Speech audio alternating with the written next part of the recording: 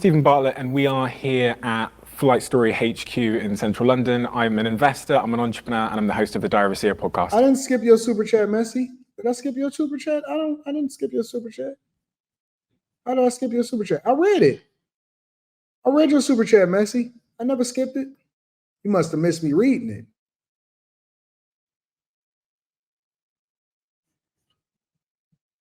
Gemini Slim, you got to get a profile picture in order for me to address you.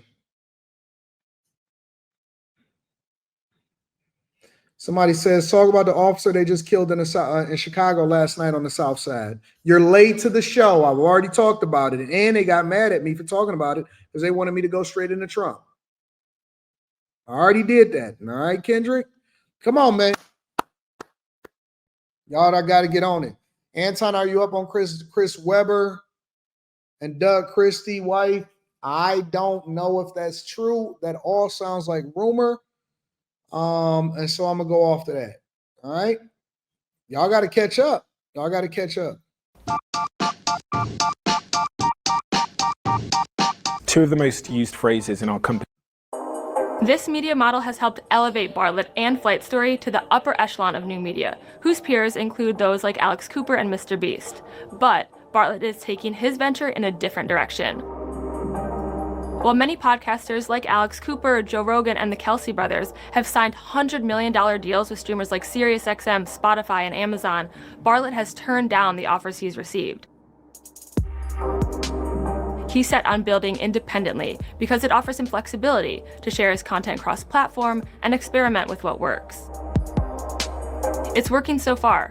And as Georgie said, it wasn't through gut instinct, but rather in data science that Bartlett has cracked the code to building an empire on his own in this new media landscape.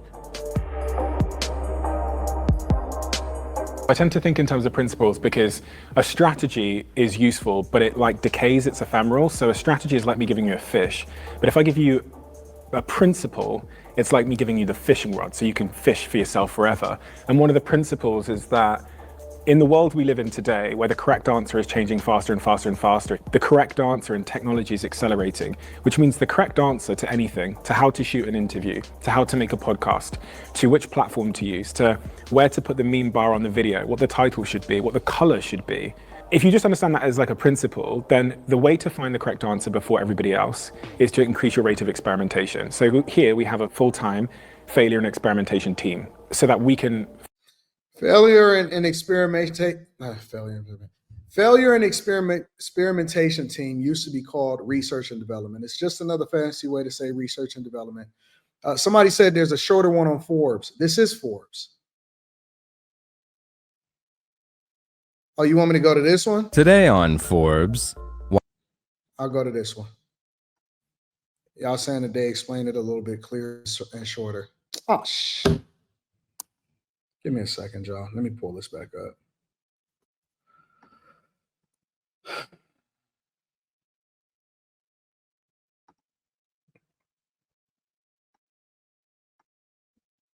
All right, let me reshare my screen real quick.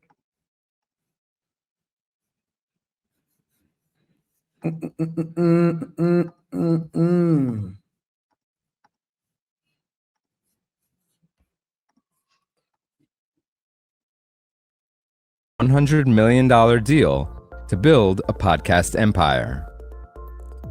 It's a Monday morning in March, and Stephen Bartlett sits in his studio in London's hip Shoreditch neighborhood to record the latest episode of his hit podcast, The Diary of a CEO.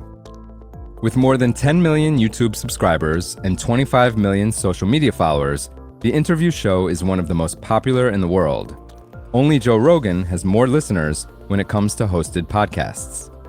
On this particular day in March, Bartlett is recording a debate between economics influencer Gary Stevenson and entrepreneur Daniel Priestley, where they'll argue whether entrepreneurship can save the middle class.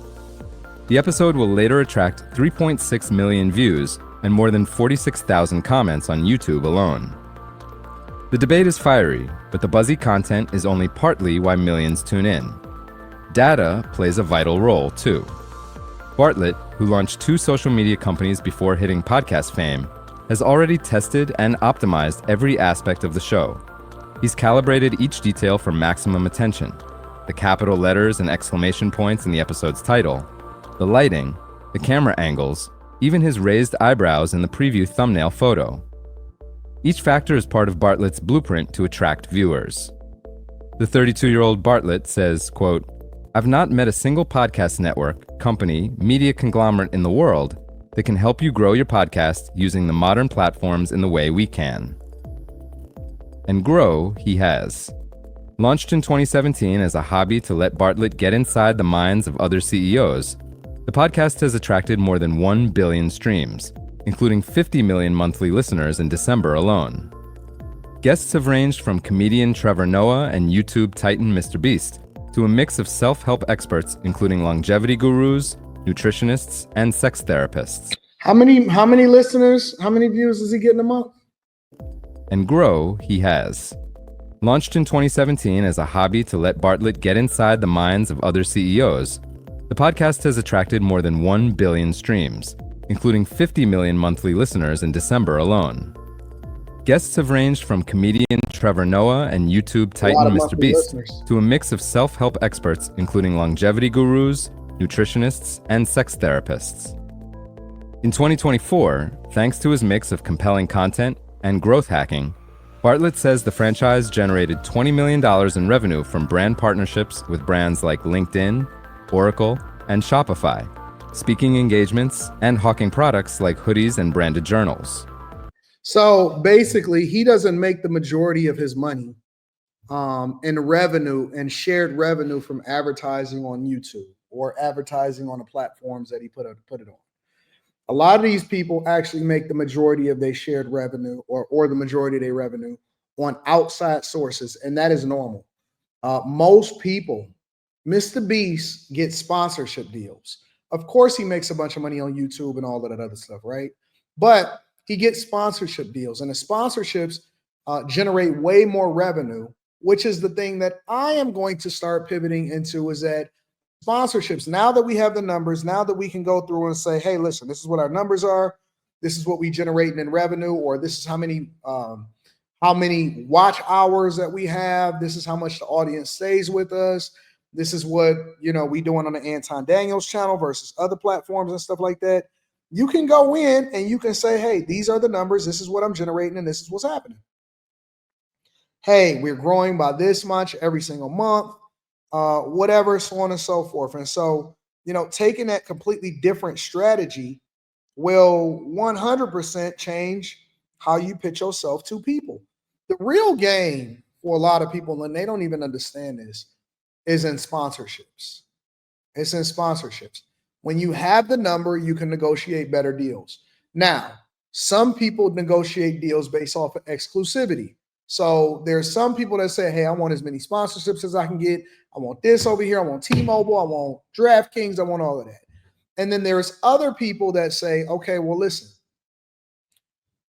the sponsor will come in and say, hey, I will pay you an egregious amount of money in order to have exclusivity and basically being the person that, support you throughout this process. We want to basically run an ad on at least half of the live streams or half of the videos or half of the things that you put out on the internet.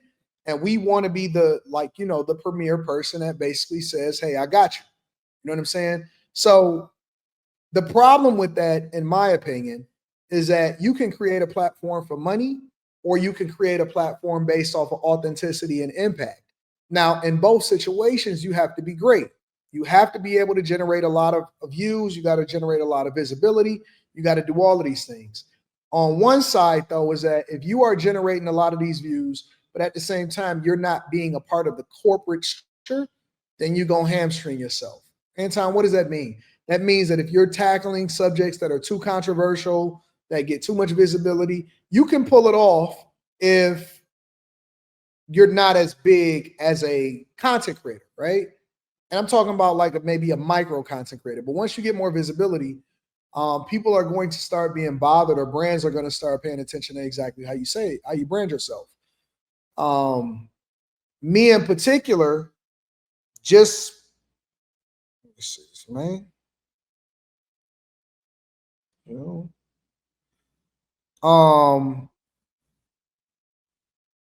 On the Anton Daniels channel, we averaging over 21 million views a month.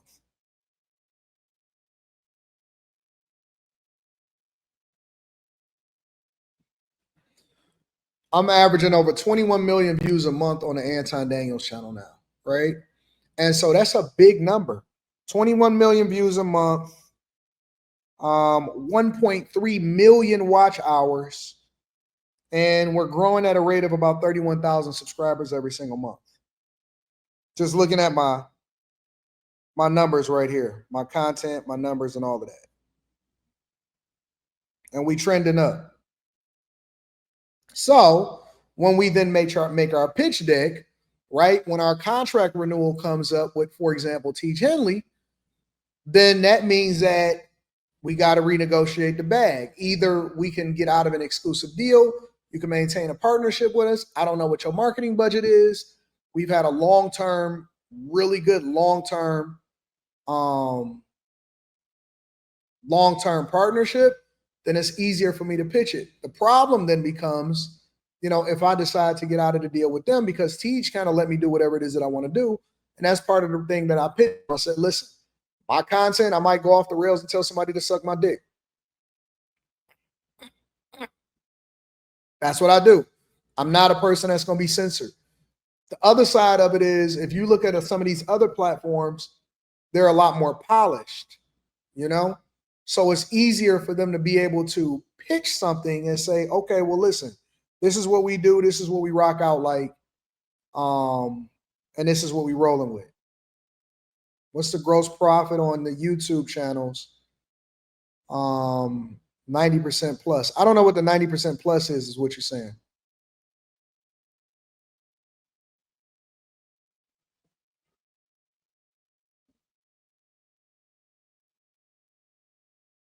How do you feel about telling somebody to suck your dick? Well, it depends on who I'm telling it to.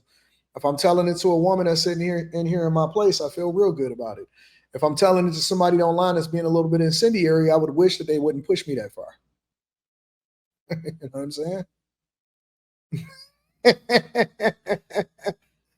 But the point is that I'm liable to do anything, and that's one of the things that make me a little bit more appealing, is that you don't know what I'm gonna say when I'm gonna say it.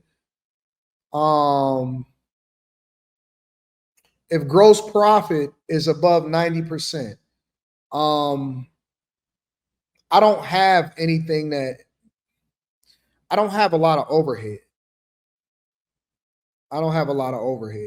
So gross revenue, it just depends. It depends on the channel. It depends on the watch hours. It depends on the type of content that you're talking about. Y'all might have to jump into the Patreon in order to deep dive into that, because I show all of my numbers and stuff like that on the Patreon. But that's correct, SibLab. Once you go corporate, they put the cuffs. And I don't like to be controlled. Good job, Gemini, getting the profile picture. I don't like to be controlled. I want to do what I want to do. I think that when you neuter it, it lowers the watch value of it. You know what I'm saying? AD, you sure you're not from NYC? I'm from Detroit, baby. The great vocabulary while throwing insults should be a masterclass. Yeah, y'all gonna have to get into the Patreon. I deep dive into all of that. Now he's out to make even more, and do it as a free agent. While other podcast royalty have signed mega deals with streaming networks, like Alex Cooper's $125 million partnership with SiriusXM and Joe Rogan's $250. Somebody said, K. Cooper says, so is this a good deal? It's a phenomenal deal. See, this is what I'm saying. When we breaking this down, only thing I'm breaking to y'all down is the intricacies of the pros and the cons of what you do want versus what you don't want. There are no bad deals. Let's be clear. Look, if you ever get to the point to where you can make over $1 million, and anything above that is all a good deal. I don't care if you sign a deal for 100 million or whatever. If you go to Spotify, you get an exclusive deal or whatever. There are no bad deals. You know what I'm saying? The question that you have to ask yourself, whether you stay independent or you go with more of a corporate thing, there is no bad deals, K. Cooper.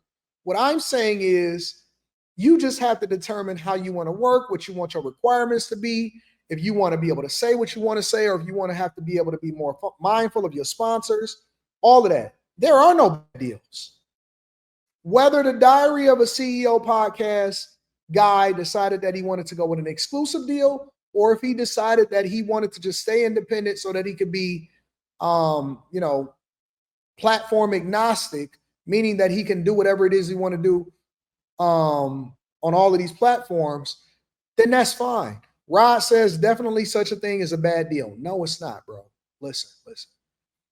I know that we get caught up in the semantics of what this deal is and what that is. If you want to talk about contract terms, that's a completely different conversation. I'm saying whether you stay independent or whether you go corporate. The real conversation is, let me put it to you like this, Rod. Let me put it to you like this. We get so caught up in the fact that we not blessed. What I'm saying is, I just did a review video of a police officer that got killed trying to arrest a suspect in Chicago in the deep of the night. She's 36 years old and she got a kid at home. And she probably makes $60,000 to $70,000 a year as a 4-year veteran on a Chicago police department that's understaffed. I get paid to talk for a living. It's no such thing as a bad deal when you get paid to talk for a living and you can become a millionaire as a result of it. That's what I'm saying. When you can get paid to talk for a living while some firefighter, which we are appreciative of because they keep us safe, is out here losing sleep and probably losing his marriage because he's in a situation. Like, we can go into the semantics, we can go into the different deals and whether it's a 360 and how they pay it back and having to do requirements and all of this stuff. Man, listen, bro. I get to talk shit on the internet from the comfort of wherever it is, whether I want to go to the studio or whether I want to go to the crib. And you can become a millionaire off this shit. That ain't no such thing as a bad deal. Whether I stay independent or I wanted to go and sell out and go corporate, ain't no bad deal. What you talking about? Whenever I feel like crashing out, whenever I say, you know what? Oh, I'm frustrated at this. Man, I walk out of the room and I look at all of the little people, all of the little stick figures from up here. And I say, man, life is good as hell. Life is good. Life is incredible. Spaces, I read your super chat. So in the grand scheme of things, bruh, we get paid to talk on the internet. I'm very blessed. Very, very, very blessed. And I don't compare myself against other people when it comes to looking at my blessings. God looked out for me. He had my back. The only thing that I have to do is continue to run it up and make the most out of it, bro.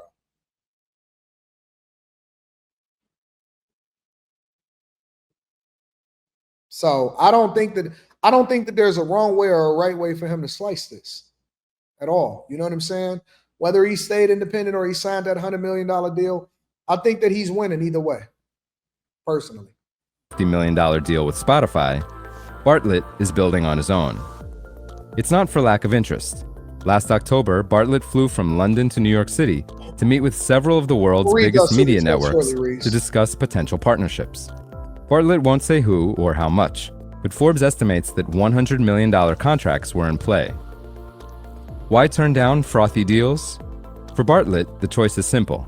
He believes he can do it better solo. He says, Rod says maybe there's no bad deals. Maybe the right word is unfair deal. Correct. Now, I would agree with you on that one because If the value that I add is disproportionate to the revenue that you're paying me, then that's when we have to start talking about whether or not the deal is an unfair deal or it's a fair deal.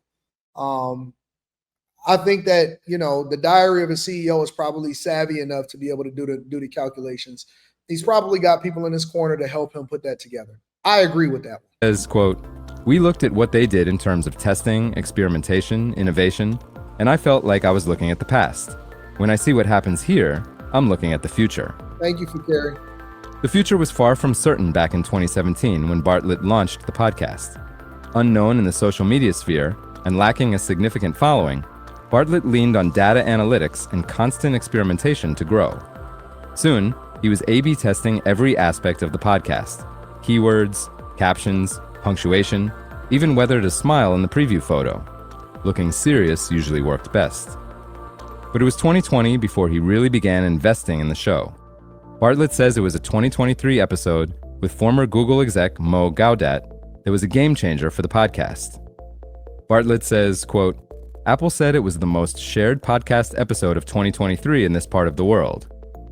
He adds, quote, "That episode taught me that the most important thing in podcasting isn't actually the amount of followers someone has or how famous they are. It's ultimately about the value that it gives, because people will share it." Yeah. For full coverage and to...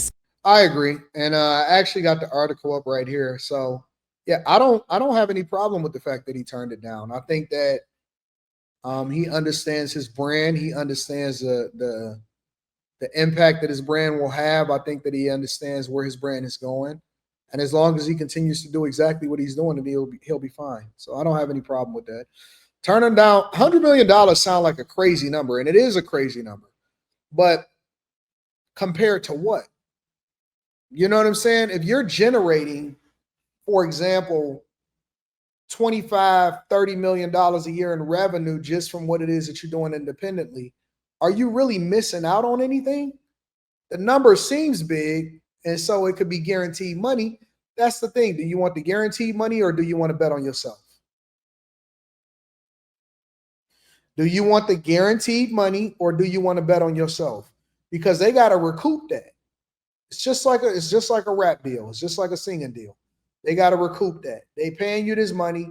They expect for you to go out and deliver every single day. They expecting for you to make that money. They expecting for you to do the drops. They expecting for you to, do the sponsorships, all of that stuff. They got to recoup that.